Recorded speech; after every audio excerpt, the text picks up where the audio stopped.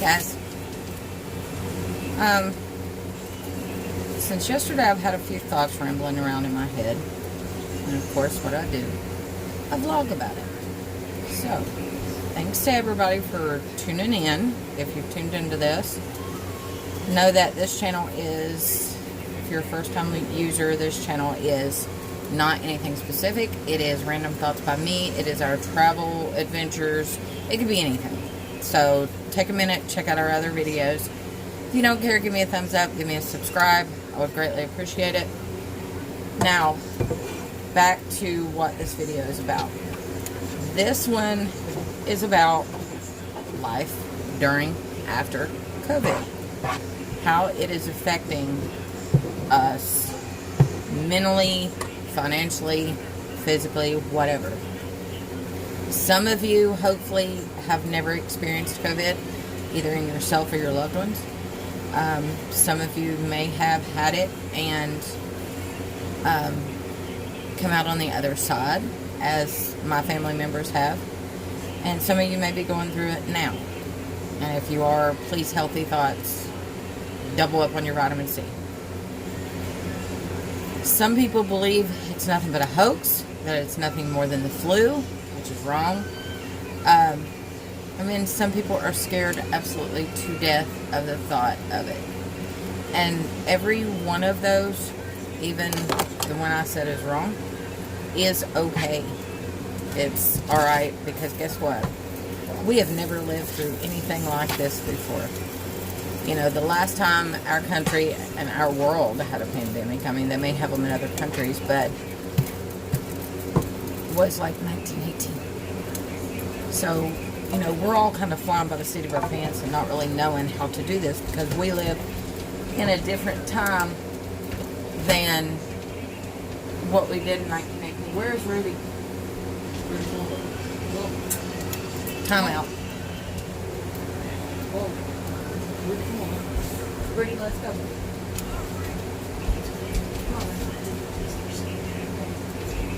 I'm in the middle of a video. Sorry, we had a dog emergency there. But like I was saying, even though they lived through this in 1918, their world was different than what ours is. They didn't have the population. They didn't have, you know, the crowds, the stores, the mass transits and all that. So all of this is new. We're kind of figuring that out as we go, how to do this. And I think we've done okay. You know, especially in our state. I'm in West Virginia, for those of you that don't know. We had a nursing home that got hit in a couple areas that took our numbers up, and love their hearts. You know, you never want to see that happen. But other than that, I mean, our numbers have stayed pretty steady. We've been okay. And I think it's just because we're a more rural state, probably. But mentally, I know it's affecting everybody, myself included. And I didn't realize how bad that it had affected me until yesterday. I had to go into the hospital to do a brain scan to check for the neurofibromatosis, to see if there is any more tumors anywhere. If you don't know what I'm talking about, if this is the first time you're tuning in, look at one of the last videos and it will explain all the stuff that I had to go through with my back. But as I'm going into the hospital, the first thing that dawns on me that we have accepted now as a new normal is seeing the COVID testing tents. You know, that's the first thing you see when you come into the hospital parking lot. Then when we get up to the front, I'm so used to my husband going everywhere with me that it was weird that he had to drop me off. He could not go in. He had to wait in the car in the parking lot. My test ended up taking like 2 or 3 hours. So he was out, you know, waiting in the parking lot. But when you walk in the door, you're greeted by this big plastic partition. And they ask you the questions of if you've had a fever, do you have body aches, do you have chills, have you been around anybody that has tested positive for COVID, have you been out of the tri-state area, you know, all that stuff. Then they give you this orange sticker, and you're guided by ropes to what is usually just the question booth. And you go there, and they ask you where you're headed. They write down the department you're supposed to be in, so you're not out gallivanting the hospital. You're no longer allowed to just roam around the hospital. And you have to wear it on your shirt. Face coverings. And I noticed, like, I got up to the first floor, and I started to pop into the bathroom next to the family health, and they've got a big barricade.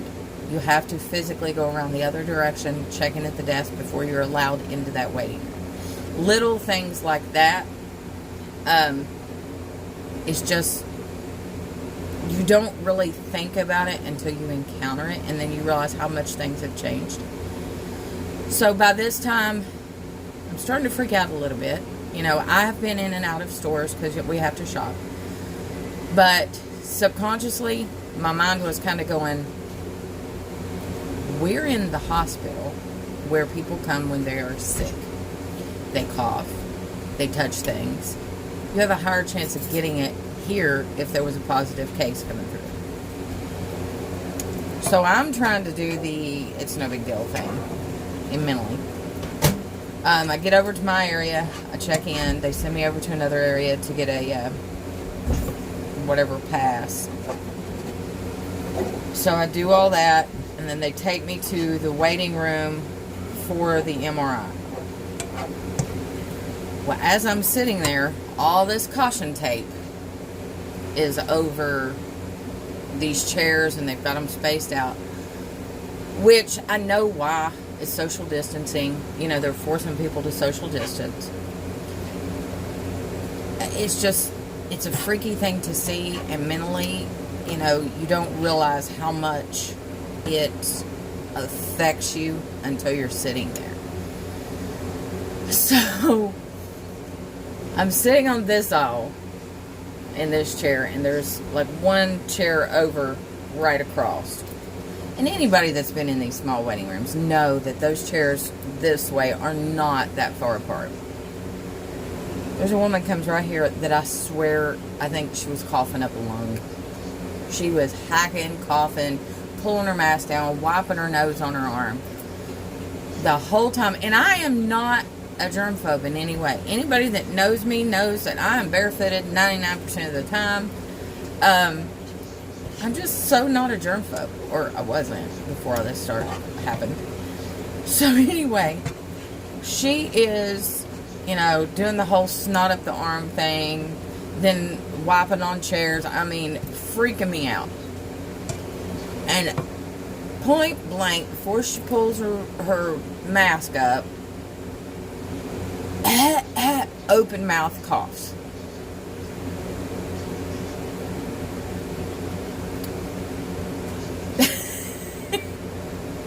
Luckily, one of the dudes was walking by about that time, and I told him, either you move or I'm going to, because I, honest to God, had so many mental images go through my head at that point. Like I said, I've had family members sick with this. You know, the scariness of the what ifs that go with this is enough to drive the people on the other end of it crazy, more or less, if you have it. I mean, I was tested, and for that first 3 days, because I was feeling sick, I was coughing, I had tightness in my chest. For those first 3 days before I got my test results back, it was a panic. It, honest to God, my mind was going 90 miles a minute thinking, if I have this, I have given it to my family. I've got, you know, my husband has COPD, my mother's immune compromised, my stepdad's on oxygen. I honestly just, there's no explaining it. So that's what was going through my head when this woman was doing this. And I come real close to just popping her and knocking her out before she'd stop coughing. I'm not going to lie. I was that close. So I guess the guy seen it in my face. And moved her. But when they did my stats to check my blood pressure and pulse and all that, my pulse was out freaking rageous. My blood pressure was outrageous. I was in a full-blown panic attack. I am not one to have panic attacks. So this stuff is mentally affecting us, even if we don't realize that it is. So my suggestions to everyone is, number one, turn the news off. Turn it off. At least for a couple days. Take a break. Get outside. Even if it's just to sit in your yard. You know, go take a hike on a nature trail. Go through the drive-thru, get you some food. Go up, sit in front of a lake. Watch kids play. Watch your dogs play. Something to deconnect from this. Because we are not realizing exactly how much of an effect mentally and emotionally that this is having on us until something like that happens. So, you know, we watch Disney videos. We watch Disney travel videos and vloggers to take our mind off things. But y'all, try number one, to be nice to each other. You know, back out of people's business. Take care of you, take care of your family, let other people do the same. Turn the news off. Get outside. And even though your normal has changed, like with pools being closed and things like that, find a new normal. Be inventive. Find ways to enjoy this summer. Get a slip and slide for your kids. Go back to your childhood with them.